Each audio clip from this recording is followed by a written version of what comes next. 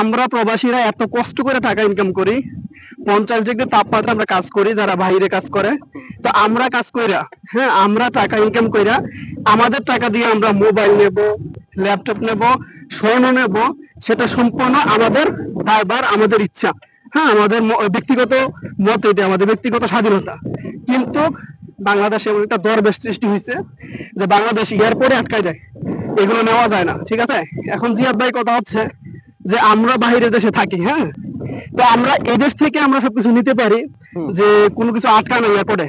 কিন্তু যখন আমরা নিজের দেশে যাই, আমাদের দেশে আমাদেরকে আটকায় দেয়।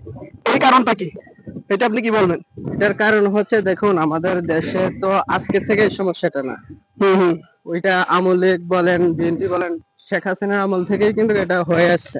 আচ্ছা প্রায় আচ্ছা। অনেক বছর ধরে এই ঘটনাটা ঘটতেছে। এয়ারপোর্টে আপনি যখনই যাবেন দেখবেন প্রতিদিনই কোনো না কোনো নিউজ আসতেছে। এগুলোর জন্য অবশ্যই তদারকিতার দরকার আছে, কারণ বাংলাদেশে এটা বিরাট সমস্যা। হ্যাঁ।